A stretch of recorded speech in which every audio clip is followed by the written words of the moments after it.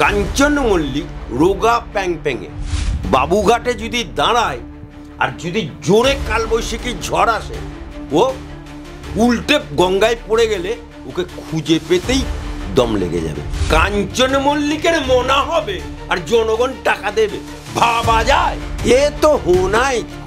গোষ্ঠীদ্বন্দ্বে 26 সালে ভোটের আগে এটা একটা মৃত্যু, এটা ট্রেলার হলো, পিকচার আবি বাকি হ্যায়। শওকত মোল্লার ইতিহাস হচ্ছে, শওকত মোল্লা হচ্ছে সিপিএম থেকে আসা পাল্টু মাল।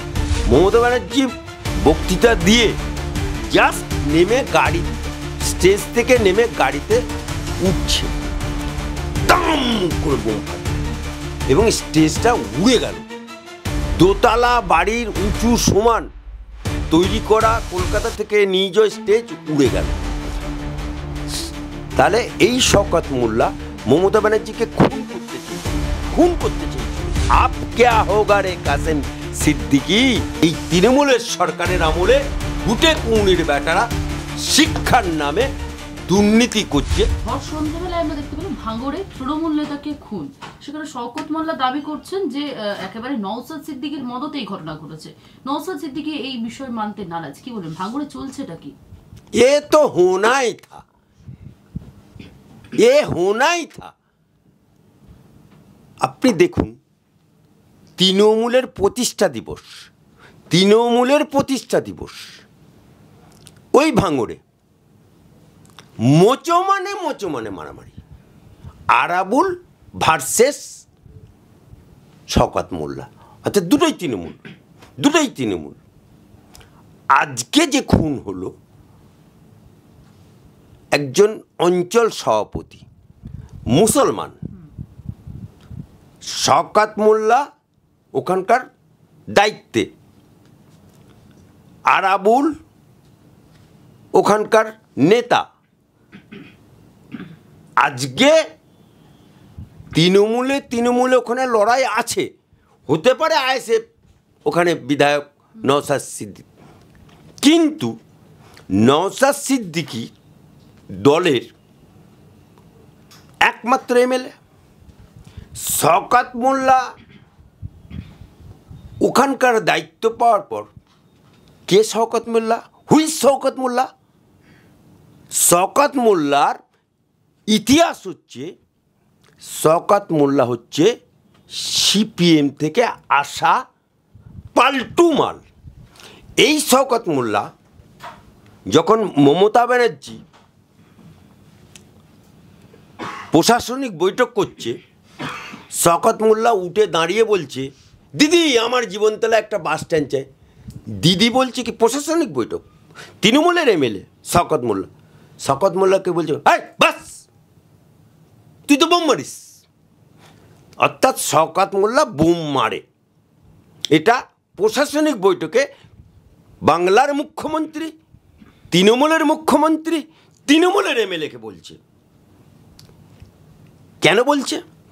এই শওকত মোল্লা সিপিএম করত, যখন মমতা ব্যানার্জি তৃণমূল করত, তখন মমতা ব্যানার্জি ওখানে জীবনতলাতে একটি তৃণমূলের সভা করবে, সেই সভা ডেকেছে তৃণমূল। তখন এখন যে জেলে আছে শিক্ষামন্ত্রী পার্থ চট্টোপাধ্যায় ওখানকার দক্ষিণ চব্বিশ পরগনার সভাপতি।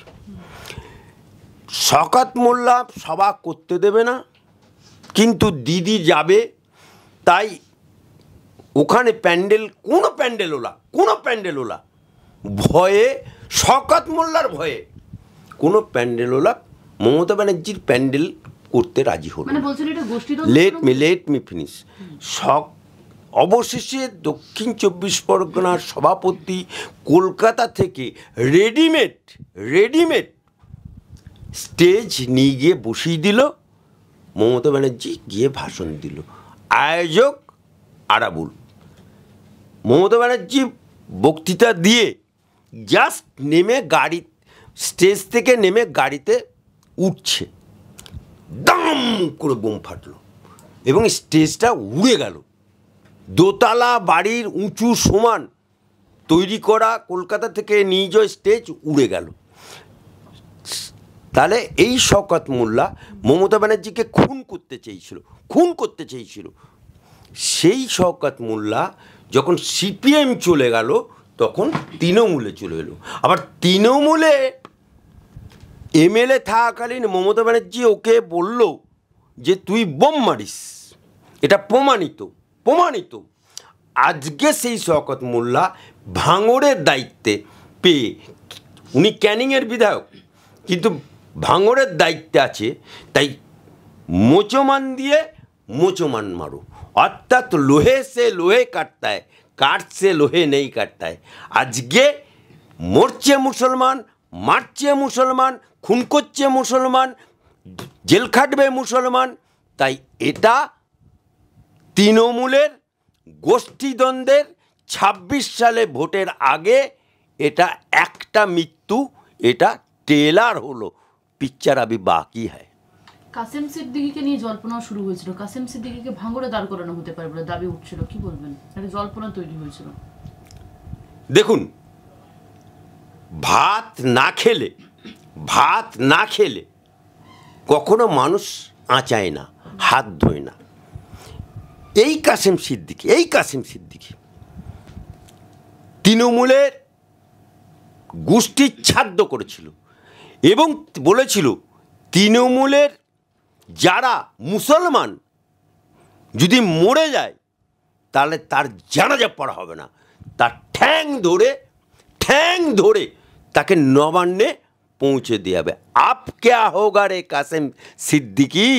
এই কাসেম সিদ্দিকী আজকের দিনে তৃণমূলের জেনারেল সেক্রেটারি, অর্থাৎ পরিস্থিতি সময় বদলে যায়, অবস্থার পরিপ্রেক্ষিতে সব বদলে যায়।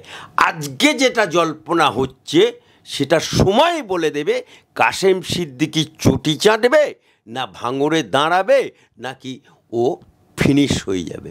আচ্ছা, কসবা কাণ্ডের পর থেকে আমরা দেখতে পাচ্ছি বিভিন্ন কলেজ, যেমন বেলঘরিয়া কলেজেও দেখতে পেলাম যে তৃণমূলের যে ইউনিয়ন বা শাসক দলের যে ইউনিয়ন রুম রয়েছে সেখানে বিভিন্ন রকম ফেস্টে তাদের বিভিন্ন ভিডিও ভাইরাল হচ্ছে, যেগুলো দেখা যাচ্ছে যে মদ্যপ অবস্থায় বা কোথাও আমরা দেখতে পাচ্ছি বিভিন্ন অবস্থায় নাচ গান করছে, কোথাও বা ম্যাসাজ করাচ্ছেন, এই সব ভিডিও ভাইরাল হচ্ছে। মানে এই কসবা কাণ্ডের পরে এই ভিডিওগুলি আসছে, তার মানে কি রাজ্যে এই ঘটনায় কি মানে চলতে থাকে রাজ্য জুড়ে, ইউনিয়ন রুম থেকে শুরু করে যে সকল বিষয়গুলো রয়েছে? দেখুন, দীর্ঘদিন ধরে এই তৃণমূল সরকার আসার পর থেকে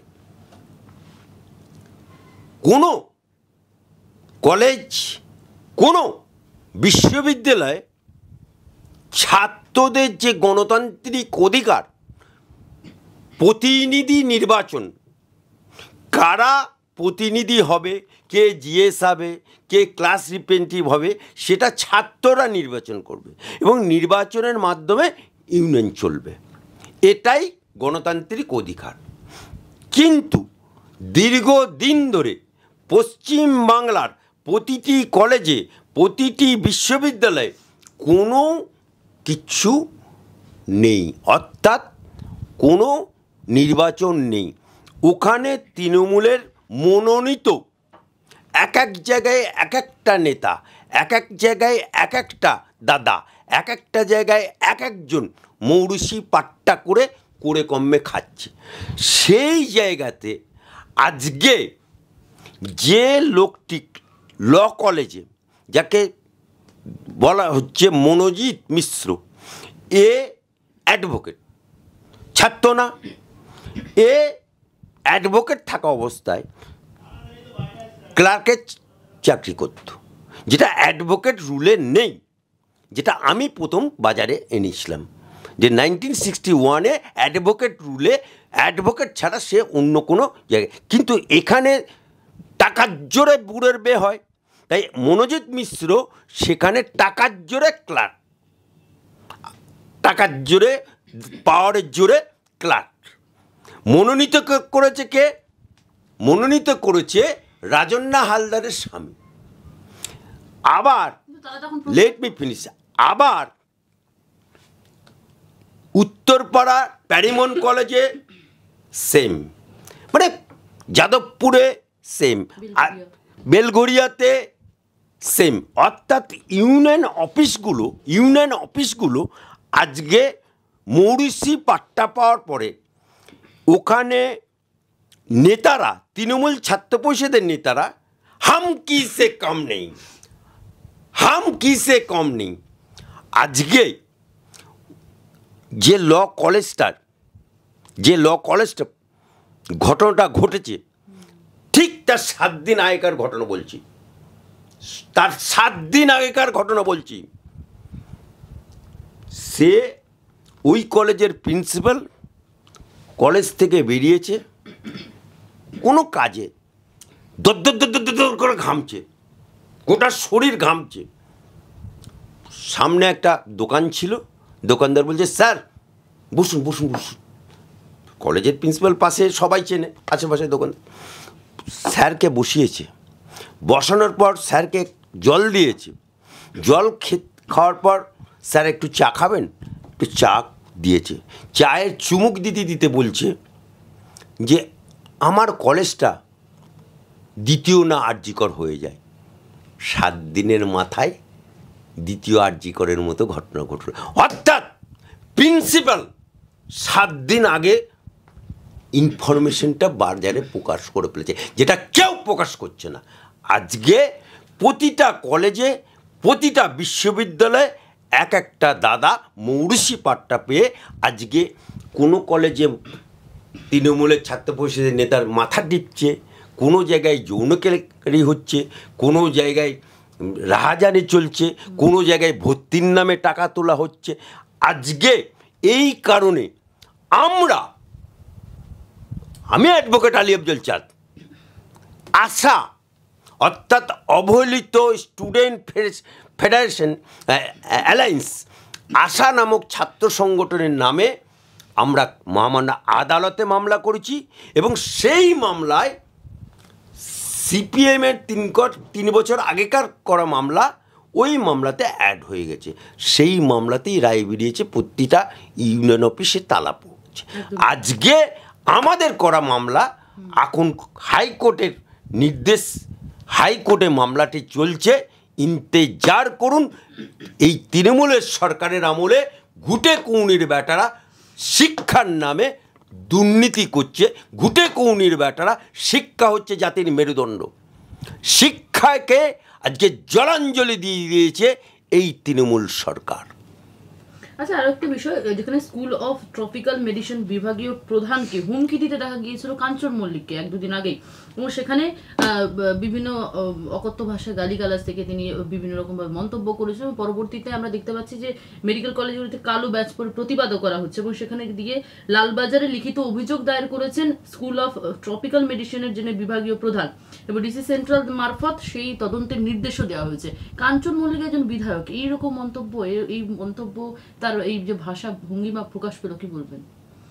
দেখুন, কাঞ্চন মল্লিক জীবনে কোনোদিন রাজনীতি করেনি। কাঞ্চন মল্লিক তার বাবা কোনোদিন রাজনীতি করেনি। কাঞ্চন মল্লিক তার বংশের 7 পুরুষের কেউ রাজনীতি করেনি। কাঞ্চন মল্লিক রোগা প্যাংপ্যাঙে বাজারে সিনেমা ওর চলছিল না, সিনেমা থেকে ও দূরে সরে যাচ্ছিল, কারণ ওর যা শরীর তাতে কোনো প্রডিউসার নিচ্ছিল না, কারণ ও হিরোও হতে পারবে না, আবার ভিলেনও হতে পারবে না। আমার বাবুঘাটে যদি দাঁড়ায় আর যদি জোরে কালবৈশাখী ঝড় আসে, ও উল্টে গঙ্গায় পড়ে গেলে ওকে খুঁজে পেতেই দম লেগে যাবে। সেই লোকটি মমতা ব্যানার্জির পায়ে ধরে, পা চেটে, আমায় একটু দেখা দে মা, আমায় একটু জায়গা দে মা বলে উত্তরপাড়া বিধানসভা, যেখানে চ্যাটার্জি মুখার্জি সম্ভ্রান্ত পরিবার মানুষের বাস, যেখান থেকে বারবার সিপিএমের নেতারা, শান্তশ্রী চ্যাটার্জি ইত্যাদি লোকেরা জিতত, সেই ওখানকার বাসিন্দা তারা, সেখানে কলকাতা থেকে তুলে নিয়ে গিয়ে ওকে ওখানে প্রার্থী করে দিল। প্রার্থী করার পর মমতা ব্যানার্জি কী বলেছিল, যে কাঞ্চন মল্লিক প্রার্থী না, প্রার্থী আমি, ও শুধু দাঁড়িয়েছে, আমাকে দেখে ভোট দিন। সেই কাঞ্চন মল্লিক জিতে গেল। জেতার পর উত্তরপাড়ায় দেখা নাই রে, তোমার দেখা নাই, ও কি করলো, প্রেম করতে শুরু করলো। বুড়ো বয়সে প্রেম করলো, প্রেম করার পরে দ্বিতীয় বিয়ে করলো এবং তার মনা হলো। সেই মনা হয়ে নার্সিংহোমে যে খরচা হয়েছে সেই খরচাটা নবান্নে জমা দিচ্ছে। কাঞ্চন মল্লিকের মনা হবে আর জনগণ টাকা দেবে, ভাবা যায়? হ্যাঁ, মনা করবে তুমি আর টাকা দেবে, খরচা দেবে জনগণ? বেহা নির্লজ্জ। আর সেই কাঞ্চন মল্লিক আজকে একজন ডাক্তারকে তার আত্মীয়র চিকিৎসার সংক্রান্ত ব্যাপারে হুমকি দিচ্ছে, ট্রান্সফারের হুমকি দিচ্ছে। হ্যাঁ, এরকম বেহা নির্লজ্জ দোকান কাটা এমএলএ আগামী দিনে যদি উত্তরপাড়ায় ও দাঁড়ায়, তা উত্তরপাড়ার মানুষ ওকে ঝেঁটিয়ে বিদায় করে দেবে, আর এমএলএ আর হবে না, এটুকু গ্যারান্টি দিয়ে বলছি। আরো ভালো ভালো খবর দেখতে সাবস্ক্রাইব করুন বাংলা হান্টের ইউটিউব চ্যানেল। বাংলা হান্টের আরো খবর দেখতে নজর রাখুন। বাংলা খবর মানেই বাংলা হান্ট।